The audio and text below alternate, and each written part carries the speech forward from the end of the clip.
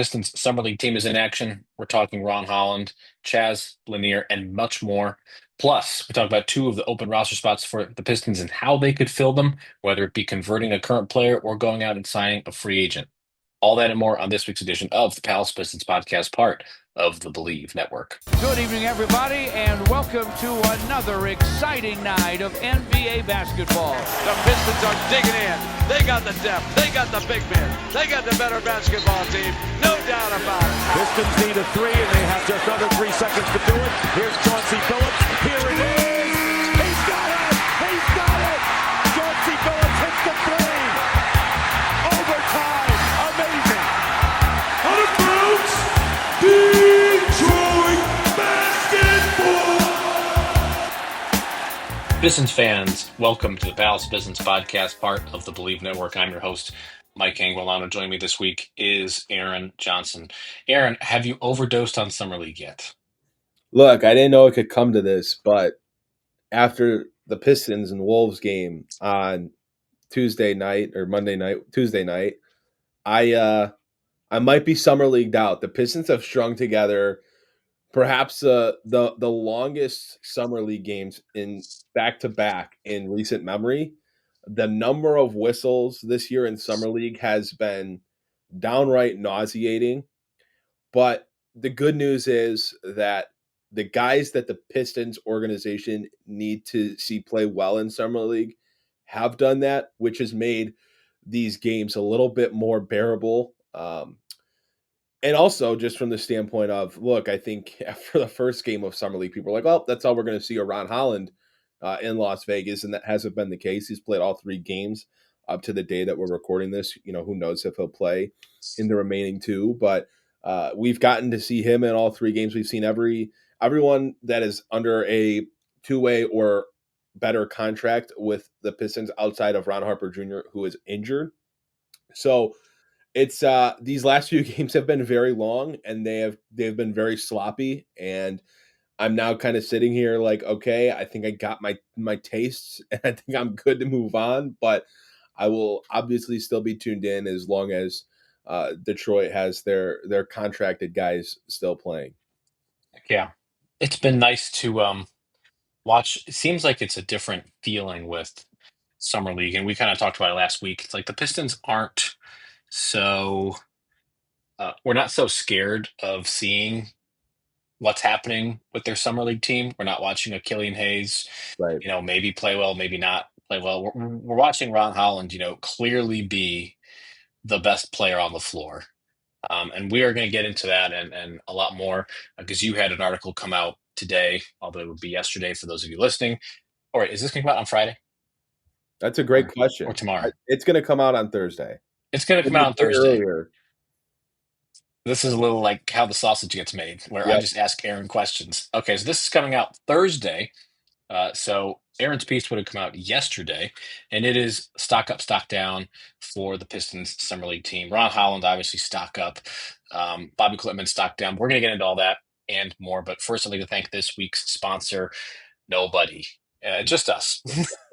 It's just us. It's just the Palace of Pistons Substack, which if you have not already subscribed to, please take 5, 10, 15 seconds and subscribe. The link to do so will be in the show notes wherever you are listening to your podcast, or in the description if you are watching this podcast on YouTube. Really does mean a lot. You'll get articles like Aaron's right into your email inbox rather.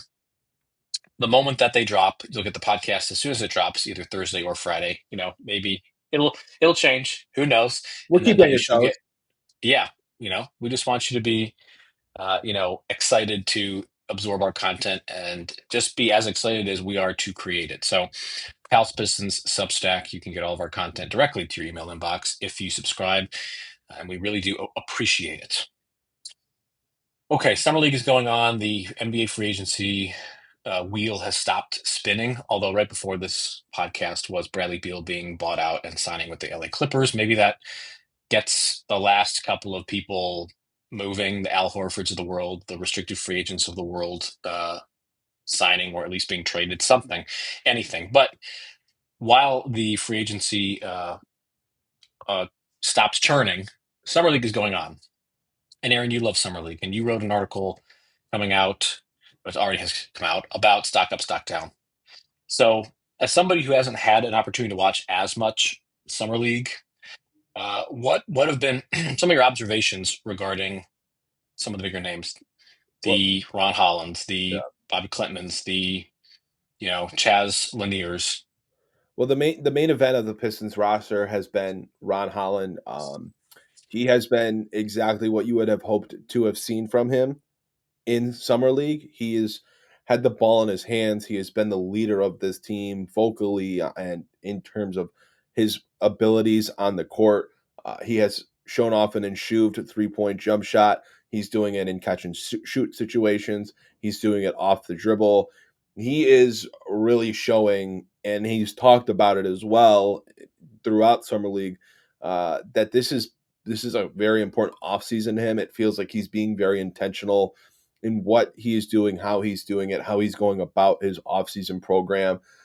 He's talked at length about, what he's doing with Fred Vinson, Detroit's assistant coach and lauded shooting guru. So he's talked about how much he's been in the gym with him. He's talked about the work that they're putting in on a daily basis, and you're seeing it in the jump shot. He looks very confident when he catches the ball.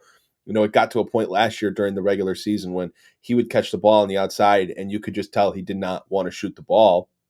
That's not been the case in summer league. There's no hesitation. He is just letting it fly, and in a very small sample size, he's shooting pretty efficiently from the 3-point line. But overall, he has been everything that you could have hoped for in terms of what he's doing on the court. And it appears this was very organized in from Detroit's standpoint on what they wanted to see from him. JB Bickerstaff talked about it when he sat with the commentators during the game on Tuesday. He talked about what they wanted to see from Ron, how important it is for him to play in these games. And I think this sets up with how Detroit's offseason has played out.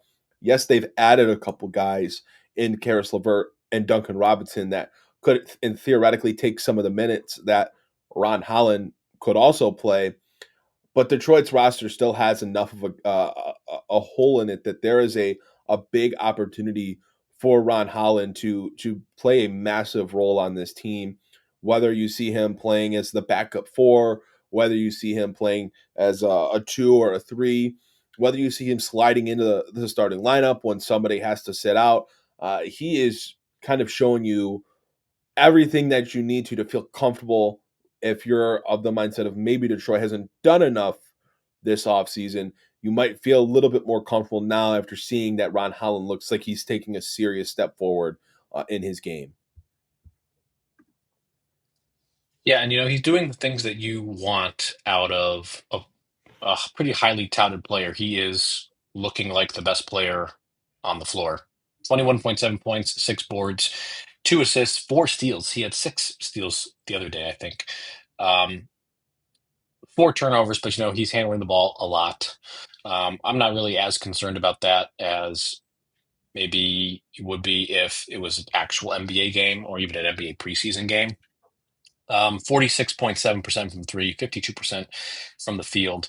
He looks like, look, I'm going to be surprised if he plays in the last Summer League game. I wouldn't be surprised if he plays in the next one, but I wouldn't be surprised if he doesn't play the last one just because he's clearly, the best player on the floor. But what about stock down guys? Ron Holland, we kind of expect to be really good, but what about falling short? I have to say, as disappointing as it is, I think when I look at the main guys that are under some sort of contract with the organization and you're looking at them under a microscope, Bobi Klintman has been somewhat disappointing to me in Las Vegas. There's a lot that he has to do to crack a rotation in the NBA. And this goes back to throughout this offseason and even towards the end of last season when we started to see a little bit of Bobi Klintman in some of those final regular season games. The people talking about, oh, this guy's going to be ready next year to jump into that rotation as a backup forward, as a backup big. And, from what I've seen from him in the G League, from what I've seen from him this year in Las Vegas, I just don't think he's ready for that type of role yet. Granted, there's some offseason certainly left. There's some months before the season starts, and maybe there's a really good stretch of development for him in these coming months, and he has a really good training camp and impresses there. But based on what we've seen currently, I just don't know if I would feel comfortable with him playing in a rotation spot for a team that has playoff expectations. The jump shot has not been there. He's averaging more turnovers than he is assists, and that's disappointing because that is probably his most, if not most talented, it's his most unique skill is his passing ability and what he can do creating shots and creating looks for others, and just his creativeness with the ball, some of the unique passes that he's able to make with his vision, with his length. But you cannot do that and only average 3 assists, but average just under 4 turnovers a game. So between the passing being unique and cool, but not being efficient, the shooting numbers not being efficient, he's not really getting downhill. He's not finishing at the rim. And that's really because he's just not fast enough. He doesn't have that elite athleticism vertically to create for himself and to get by defenses and to blow by the perimeter defender.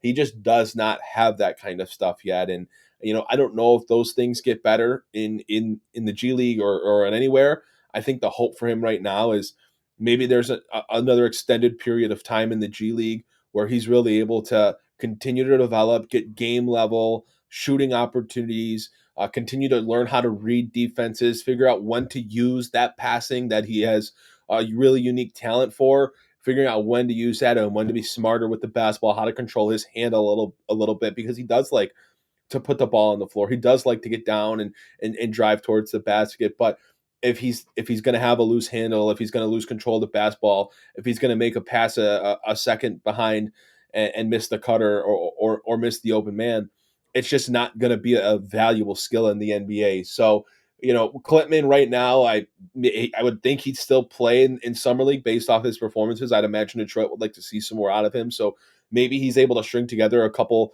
solid performances to kind of salvage this Summer League for him. But just being honest, I don't think it's been a very impressive 3 games so far for Bobi in Las Vegas. So for Bobi Klintman, what is the skill set that probably needs to be focused on the most? Because he more than likely will be spending time with Motor City Cruise. I mean, I think even if he had a really good summer league, I don't know exactly where he's fitting in that rotation, unless the shooting was just outrageous. Is it shooting that needs to be focused on? Is it just being a smarter passer? I mean, speed and athleticism, that's harder to teach. But what specific skill set pushes him into he might be getting some minutes with the Pistons? Because there is a crack there to break into. It's just what skill set pushes him through. I mean, it's just being honest, there's a lot of things. The shooting is definitely the standout skill, and that's probably the case for a lot of these guys that are trying to break through the NBA barrier and into rotation barriers is the shooting. I mean, this is a guy that shot sub 30% last year in the G League. He's shooting sub 30% in Summer League right now, and for a guy that likes to shoot, he took just under 5 attempts per game in the G League last year. He's gotten up, several looks from the outside this year in Summer League. If that's going to be part of his game, and it probably needs to be for someone that's not an elite finisher, is not an elite athlete around the rim, he has to be able to hit those shots, and he just isn't yet. So that is, more time in the gym. That is more game-like situations. But he's got to become stronger. He's got to be able to hold his position defensively. I think the rebounding right now is his strong suit. Some of the passing that he does is really exciting, but between shooting, IQ, and then that strength, that quickness, that's a lot. And those are swing skills for determining if you're an NBA level player, you're a G League player, or a solid European League player, overseas player. Those are key skills, and that's asking a lot. But if you just want my honest opinion, that's what I see for him. Okay. Yeah, I mean, you said swing skills, and I think that's a really good way of putting it. It's not going to be one skill. He's going to have to be able to fit into whatever the Pistons need him to be. And passing, shooting, and athleticism, I think, sort of covers all those boxes. It covers both offense and defense.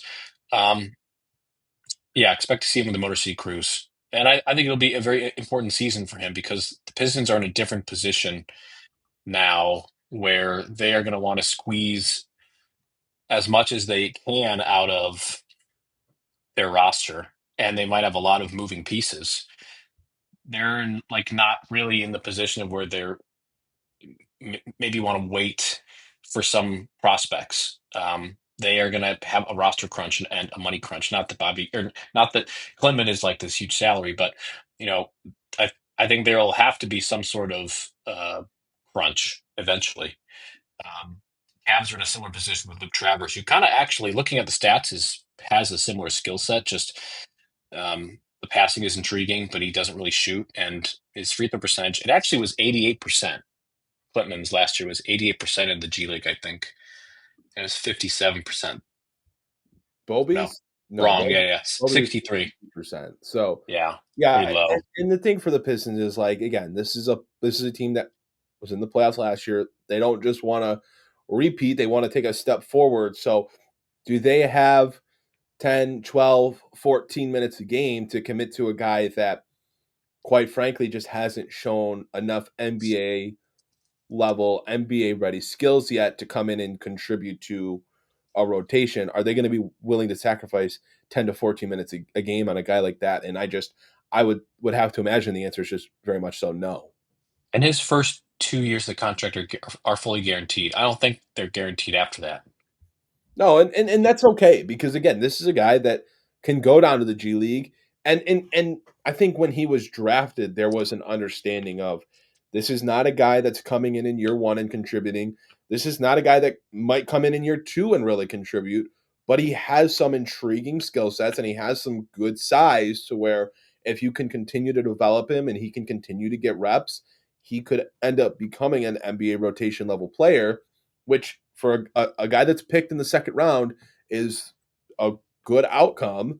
I think that's why it's okay for him to go down and play in the G League and continue to get those reps, and he can come back later in this season, later in this upcoming season, or he can come into next year and maybe he plays in the summer league again, and we see, okay, this guy has taken some serious steps in his game, and now the Pistons can either commit to his contract or he becomes a trade piece, or the Pistons, if he doesn't take those steps, wipe their hands and open up that roster spot. It's a pretty simple calculation there.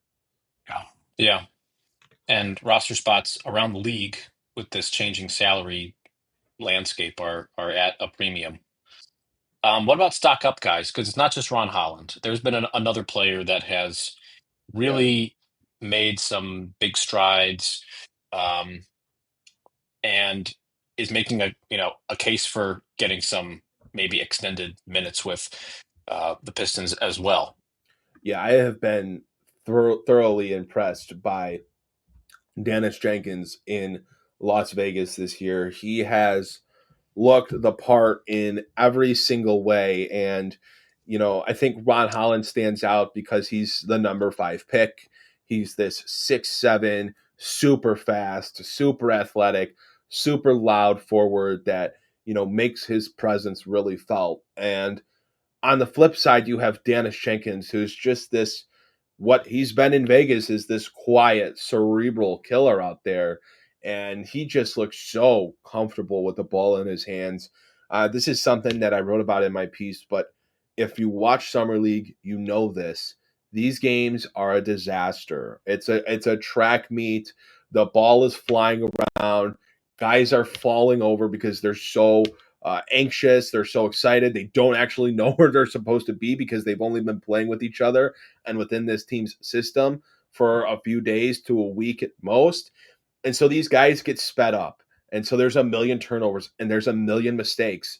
And Daniss Jenkins looks like the guy out there that just, he's seeing the game at a 50% speed that everybody else is seeing it at. He looks so calm out there. He is doing a phenomenal job orchestrating Detroit's offense while not turning the basketball over, while not getting sped up, while not forcing up inefficient shots.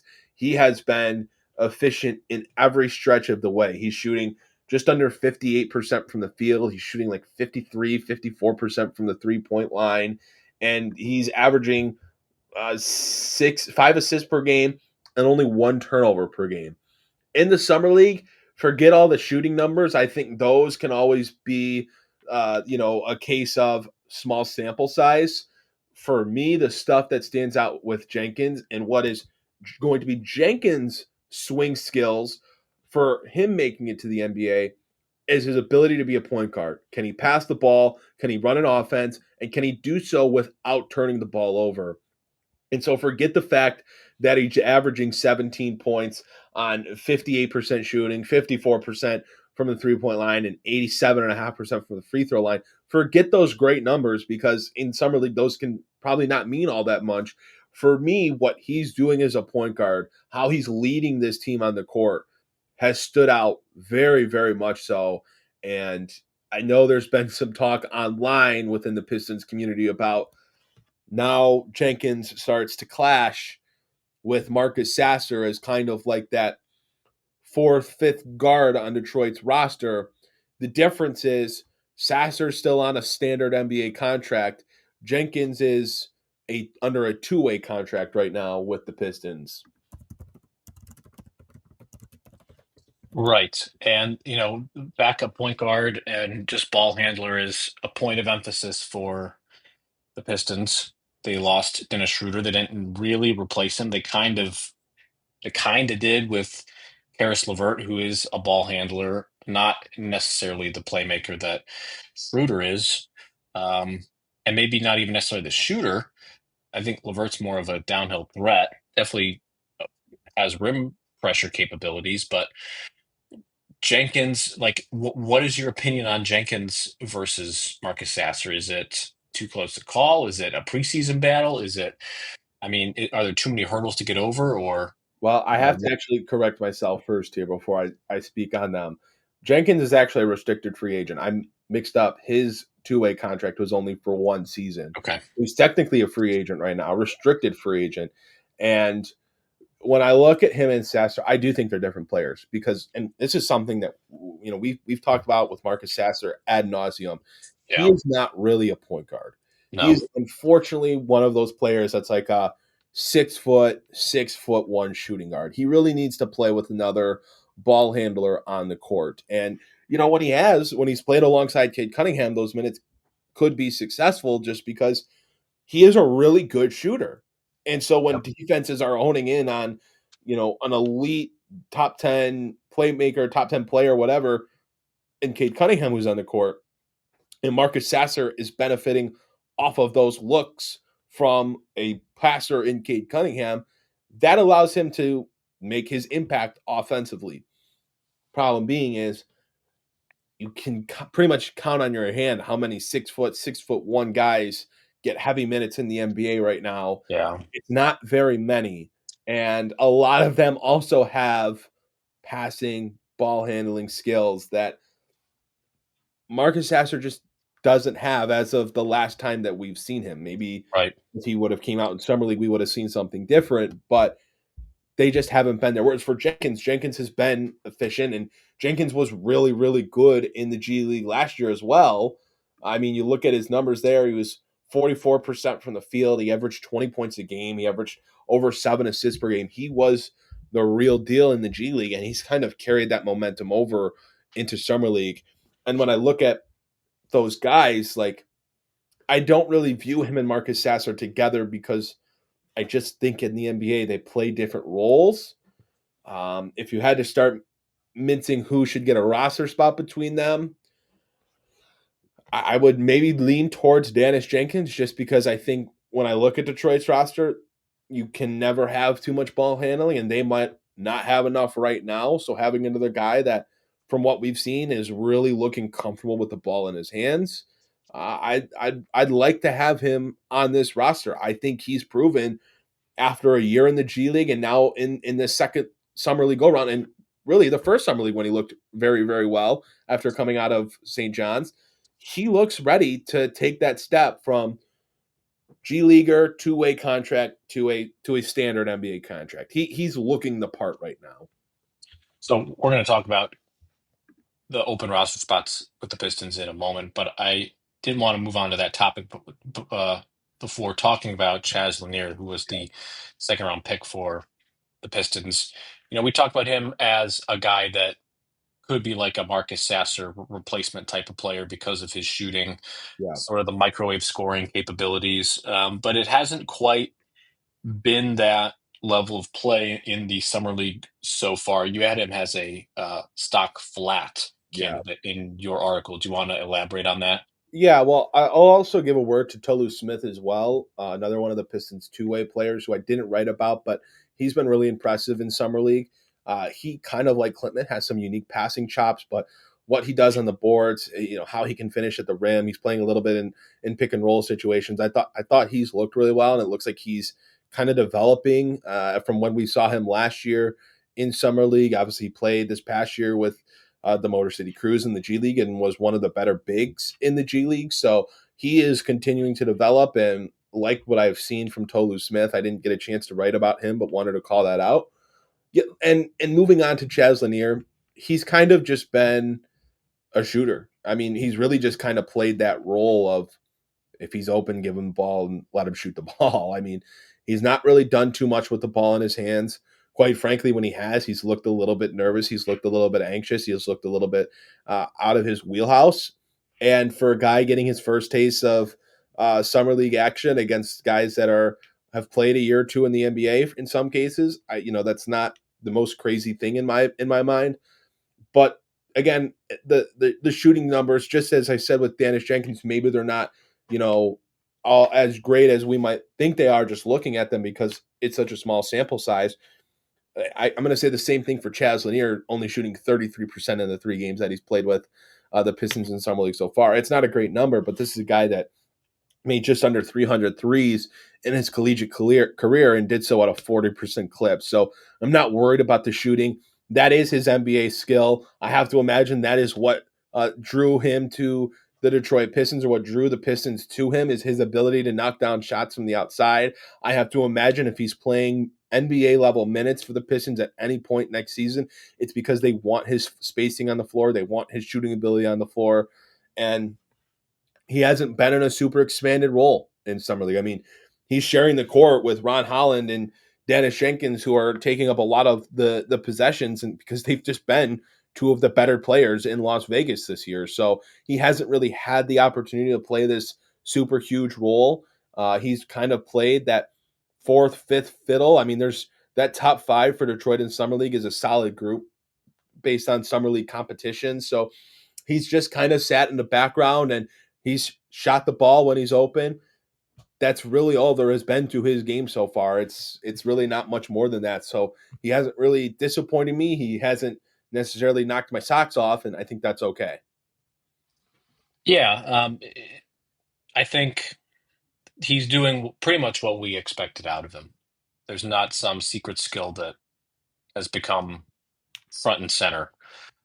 Jenkins certainly has played with a different level of pop than I think what we probably would have expected. Like, I don't think we were thinking of Jenkins as like potentially having his two-way converted into a standard NBA contract. That's just not something we really mulled over prior to summer league. But he outplayed Reed Shepherd when they played the Rockets, which is he was a number 3 overall pick, 3 or 4. Reed Shepherd was out there. Maybe I'm just scarred from watching the Pistons play the Knicks 10 times this past season. But Reed Shepherd was out there flailing around like he was Jalen Brunson. And he did get completely outplayed, both in the sense of he got outplayed by the guy that was picked 2 picks back past him in the NBA draft last year in Ron Holland. And he got outplayed by the guy he was going one-on-one against for most of the game in Dannis Jenkins. Yeah, and I think he got a flagrant 1 on some play. I think what you had said, not a flop, but kind of a flop. By the way, throwing a player out in summer league, which happened in one of the Blazers games. What are we doing? What are we doing? It's summer league for the refs too. I think it's hilarious. These refs out there, they're really trying to showcase their skills. No such thing as a quiet whistle in Las Vegas this year. These refs are making as many calls as possible, Right. and it is really slowing down the pace of play. I mean, could you imagine if like Cooper Flag or VJ Edgecombe got tossed out of a game because, one of the refs woke up with just feeling like a jerk that day? Like, what are we doing? Or trying to Throwing a make a player name for out. themselves. Right. It's like, okay, you have your like 5 minutes of fame and everybody, boos and whatnot. Right. I don't get it. I don't remember the player for Portland, but I saw somebody complaining about having them thrown out of the game, and it's just crazy. Unless you're doing something like egregious, but come on, no one is there. No one's there throwing punches in the summer league unless you're like losing your ass at like blackjack or something. Um, Okay, let's talk about some open roster spots because we've talked about Jenkins potentially being converted from a two-way to a standard NBA contract. Detroit has two open roster spots. I have the free agency available list up. I don't really know if you had names that you wanted to talk about, but I have the list here organized by their salary from last season. I think that was the best way of doing it. So there are some fairly big names out there, but is there anybody that you'd like to see Detroit target for one of or both of those last two roster spots? Well, we just talked about him at length, but I would feel very comfortable giving Dannis Jenkins one of those spots. The playmaking, the guard depth, I think is super important for this team. They need to have it, and I feel very comfortable with what he's shown, both in last year in the G League and then this year in Summer League. So I think he's earned that opportunity, and quite frankly, if he doesn't get it in Detroit, it wouldn't surprise me if another team offered it to him. He's a restricted free agent. There's an opportunity that there's a scenario where Detroit could lose him. So, and he's playing like a guy that every year there's a handful of guys that get those standard NBA contracts based off how they look in summer league, and Dannis Jenkins would be near the top of my list as a 6'3" guard that's looked really comfortable running an offense, has hit some very tough shots, has gotten to the rim, has hit threes. He's looked really, really good in summer league. So if I'm Detroit, I'm giving him one of those open roster spots, which means that they would have one left. And with that, I'm going back to what I've talked about before. They need another four, maybe it's a 3-4 hybrid, but they need another four that they can put out there. They need some additional depth there.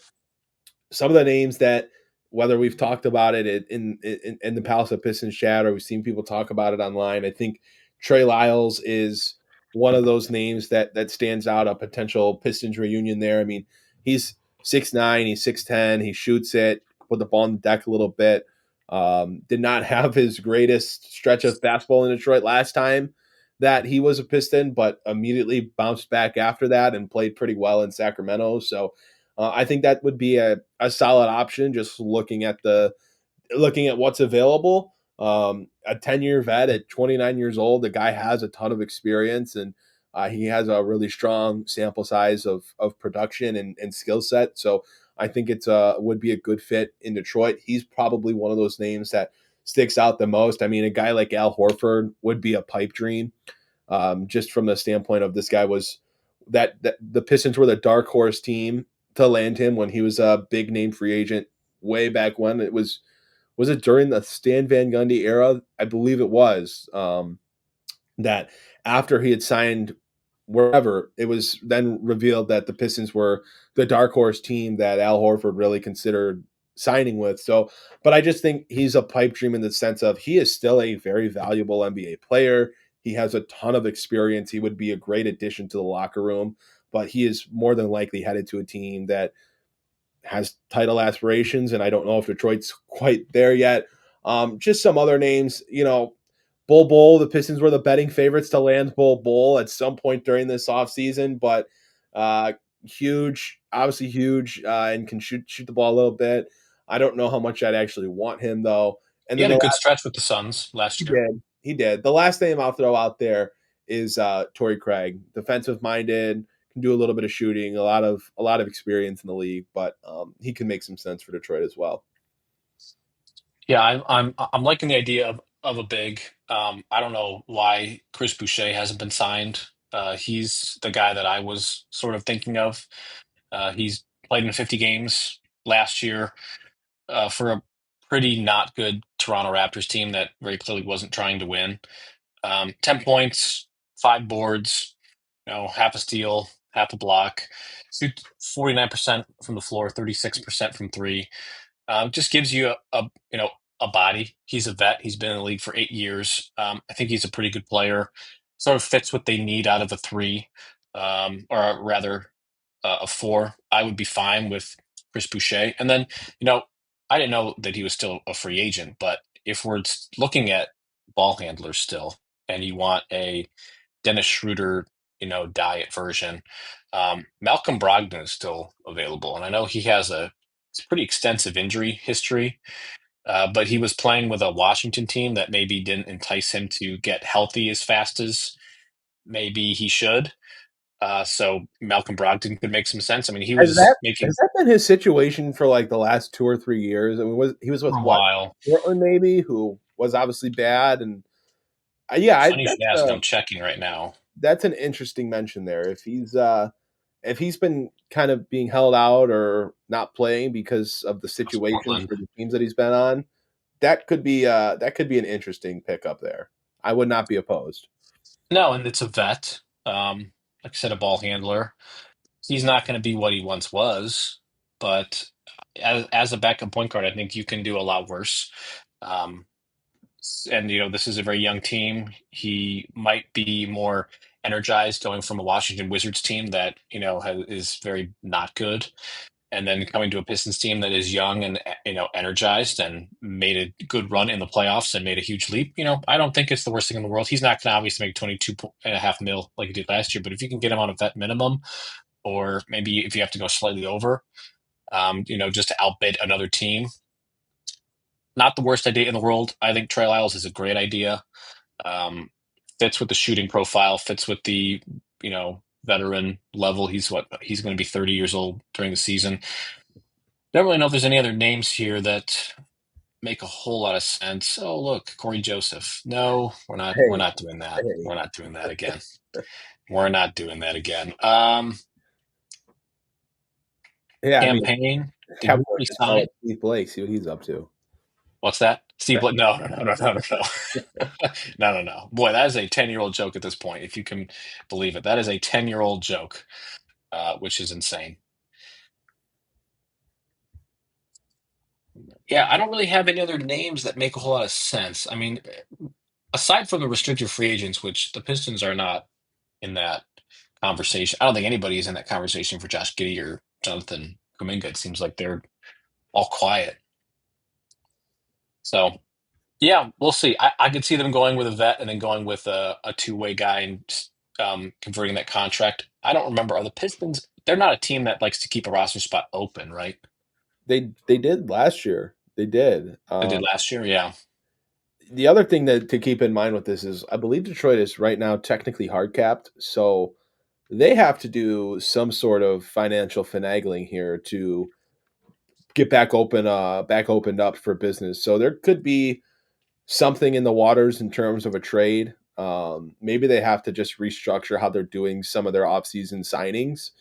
But I believe though from the last that I'd seen, they're technically hard capped, and I believe that was courtesy of Bobby Marks from ESPN. So I'd have to obviously double check to verify. But if that's true, there's still some finagling, and that should be you would imagine that's the case when this is a team that has two open roster spots available.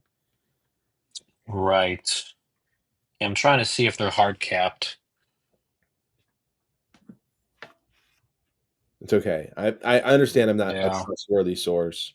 At No, no, least no. I I don't go just on Twitter and act like I know everything that's happening in these free agency signings and sign-in trades and stuff. And I keep just changing my tune and saying this is going to happen or this is going to happen, and then it doesn't happen, and I act like I knew what was going on the whole time anyway. At least I'm not one of those people that lurk around. Some of your right. favorite people.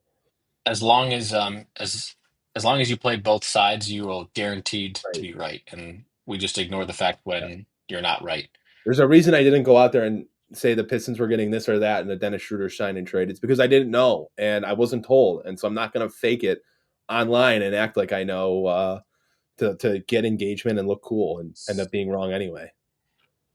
And like by the fourth time that writer was wrong, we were all just like, all right, who really cares? Like they're not getting Malik Monk. You even made a bet in our Palace Pistons chat that they're not going to get Malik Monk You are owed queso as a result of that bet. You called it. Kind of But garbage that Tim Forkin won't let me get guac instead, but we'll keep ooh, that in-house. That's an in-house discussion. I'm going to keep fighting for that. that's an in-house discussion that's no longer in-house. And he listens to this, so you are going If to he get a message. doesn't message me, that means he A, did not listen this long into the podcast, but B, that's also him. If he does not message and this is put out there in the world, then it has to be guac. It has to be what I decide. I mean, I won the bet. Right. Okay. All right. Literally nobody I cares about this, so we should move on. Well, that's the end of our topics. Is there anything else you want to cover on today's edition of the Palace Pistons Podcast? I know a little bit of a shorter show, but the NBA is kind of stuck right now.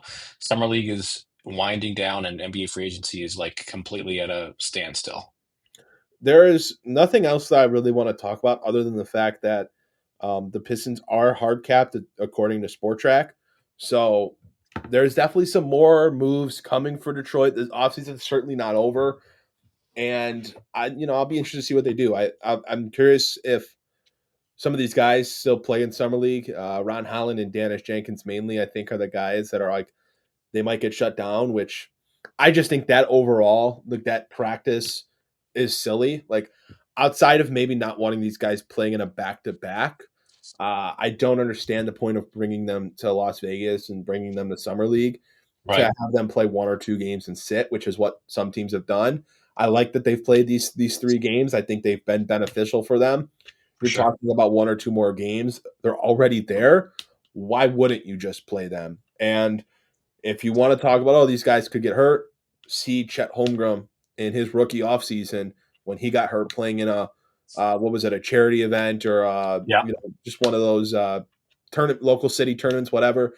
It can happen in an offseason workout. It can happen on the driveway if you're shooting hoops. It can happen anywhere. So it's like, You why? can get turf toe like Yeah, Aaron Jackson Jr.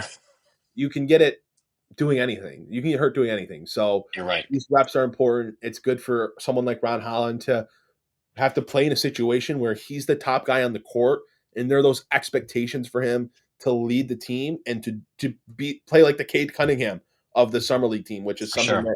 that has been talked about with him. And he's talked about how he's really been watching a lot of Cade Cunningham film and studying his game this offseason. So there's that. There's Daniss Jenkins.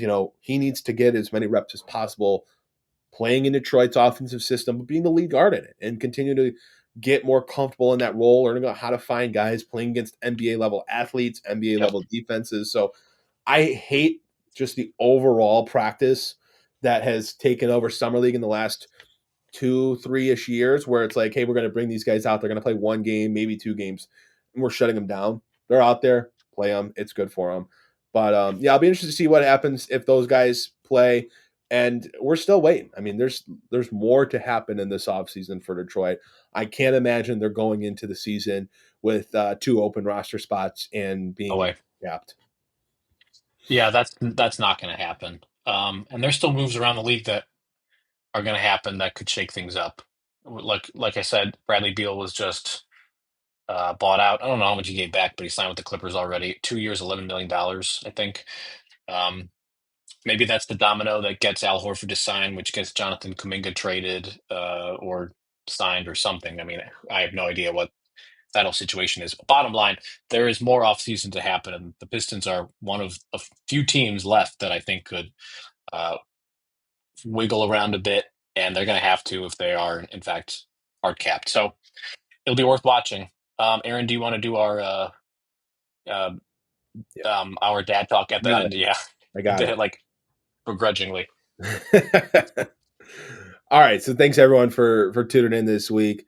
Before you go, do us a favor, hit the subscribe button, hit the follow button. Wherever you're watching or listening from, click that palacefpistons.com link. Go subscribe to our Substack. Go vote on our poll in my last Substack post. In my Summer League stock report post, I added a poll asking who has been the most impressive Piston so far in Summer League. Want to hear what everyone thinks about that. Go vote on that poll. I want to see what the people think. But again, your support means a lot. It's why we're able to do things like last week when we had John Beeline on the show and talked to him about Duncan Robinson and Karis LeVert. So your support means a lot. The engagement in these last few weeks has been great. So appreciate your support, and we're going to keep bringing out content for you guys, even in the upcoming dog days of summer as we get towards August, where it really gets quiet. Where it gets quiet. But you know what? That John Beilein interview, definitely worth listening to. Aaron, you were excellent in that. Very professional. So if you haven't listened to that, that is a timeless interview that is not bound by the marching of time. That's just a good interview about a guy who's been around a lot of basketball. So if you haven't listened to that interview, please certainly go back and listen to that. I think it's the first 20-ish minutes. And then while you're there, you may as well just listen to the rest of it when Aaron and I talk about other random things. So that's going to do it for this edition of the Palace Pistons podcast. Definitely go and take a look at our Substack. Subscribe if you haven't yet. And, like Aaron said, your support means a lot to us. For my co-hosts, Aaron Johnson, I'm Mike Anguilano. Thank you so much for listening to this week's edition of the Palace Pistons podcast, part of the Believe Network. And we will see you all next time.